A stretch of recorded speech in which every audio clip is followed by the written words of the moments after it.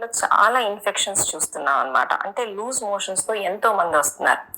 మామూలుగా వర్షాలు స్టార్ట్ అయినప్పుడు నీరు కలుషితమయ్యే ఛాన్సెస్ బాగా ఎక్కువ.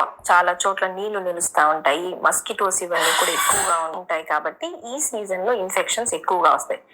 పిల్లల్లో చాలా ఎక్కువగా చూస్తున్నాం స్కూళ్ళల్లో, ప్లస్ పెద్దవాళ్ళలో కూడా, ముసలి వయసు వాళ్ళలో కూడా ఇన్ఫెక్షన్స్ ఎక్కువగా ఉంటాయి.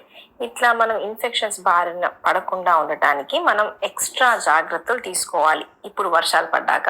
ఎట్లా అంటే బయట ఫుడ్ మామూలుగా బాగా మరిగిచ్చి చేసినాం అనుకోండి, వాటి వల్ల మనకి ఇన్ఫెక్షన్స్ రావు. కాకపోతే ఇప్పుడు చట్నీల్లా ఉంటాయి, వాటర్ ఉన్నవి, బాగా వంట చేసినవి కాదు, బ్యాక్టీరియాలు వైరస్ ఇవన్నీ చచ్చిపోవాలి అంటే బాగా వేడి మీద కుక్ అయి ఉండాలి. బట్ వేడి మీద కుక్ అవునవి అంటే కట్ చేసిన ఫ్రూట్స్ కానీ, జ్యూసెస్ కానీ, అంటే నీరు కలిసేది, ఇట్లాంటివి వీలైనంత వరకు, చట్నీలు ఇట్లాంటివన్నీ మనం వీలైనంత వరకు బయట తీసుకోకూడదు, ఇంట్లోనే తీసుకోవాలి.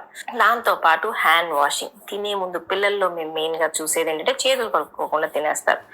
మళ్ళీ పక్క పిల్లల నుంచి ఒకరి నుంచి ఒకరికి పాకుతూ ఉంటుంది, హ్యాండ్స్ ద్వారా కానీ, మొహం మీద దగ్గుతుంటారు, తుమ్ముతుంటారు. సో ఇట్లా ఒకరి నుంచి ఒకరికి పాకకుండా కొన్ని జాగ్రత్తలు తీసుకుంటా ఉంటే, అంటే బాయిల్డ్ వాటరే ఇవ్వాలి మనం పిల్లలకి, హ్యాండ్ వాష్ చేసుకోమని నేర్పించుకోవాలి, ఫుడ్ అనేది వేడివేడిగా చేసింది పెట్టాలి, బయట నుంచి ఉన్న ఫుడ్ అవాయిడ్ చేయాలి. నీళ్లు నిలుస్తుంటే మళ్ళీ దోమలు ఇవన్నీ ఎక్కువయ్యి మలేరియా, డెంగ్యూ లాంటివి కూడా పెరిగే ఛాన్సెస్ ఉంటాయి. కాబట్టి నీళ్లు నిలవకుండా చూసుకోవాలి.